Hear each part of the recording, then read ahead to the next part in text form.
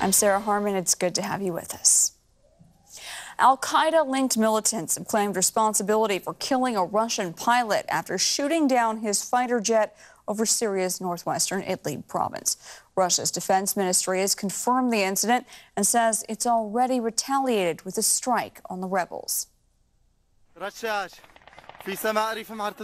column of smoke marks the place where the Russian warplane came down.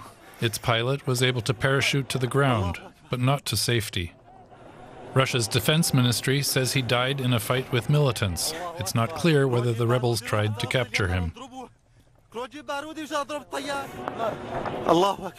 The plane was a Sukhoi 25, a single-seat jet designed to attack targets on the ground. It came down in a village south of the city of Idlib. Rebels and locals quickly gathered around the wreckage to celebrate their victory. Hadi al-Abdallah, a reporter well known in the Arab world, was also there.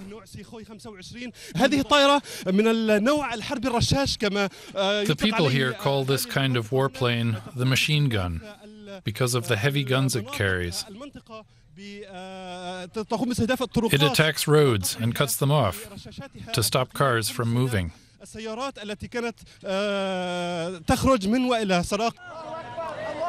A jihadist group linked to the former Syrian branch of Al-Qaeda says one of its fighters hit the Russian warplane with a portable anti-aircraft missile.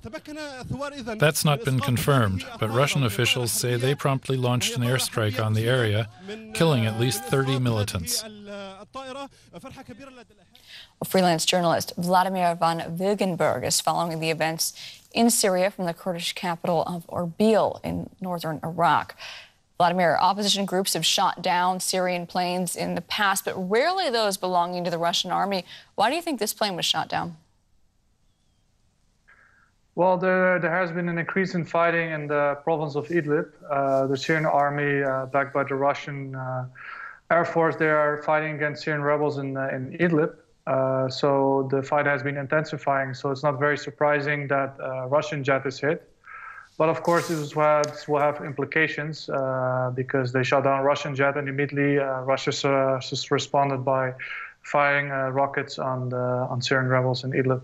Indeed, Russia's already responded, and it seems that this Russian pilot was killed by rebels once he got to the ground. We read that he parachuted out of the plane. There have been images of his body circulating on social media. How do you see this changing the conflict?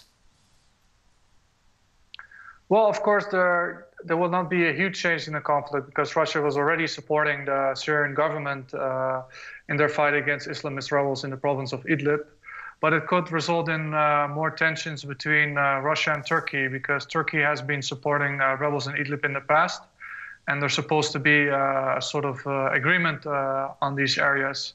But the problem what this is causing, because it's not very clear where the lines are in the agreements between Turkey, Russia, and also Iran over which area belongs to who.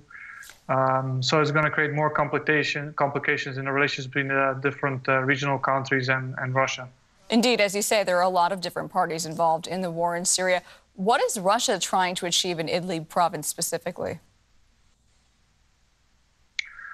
Well, I mean, Russia, they made a deal with Turkey before so that they allowed Turkey to attack the Kurds in Afrin. And in exchange, parts of Idlib, like basically Turkey allowed them to do what they wanted. So basically now, I mean, most of the rebel areas have been captured by the Syrian army. Not all of them. There's still a large part of Syrian areas under rebel control. But Idlib is the main target now for the Syrian army. And Turkey focuses on the Kurds. So what they want to defeat Islamist rebels in the next few months. And that's why the fighting is getting very heavy now in Idlib. Okay, that's the freelance journalist Vladimir van Wilgenburg. He's joining us this evening from Erbil in northern Iraq. Vladimir, thank you.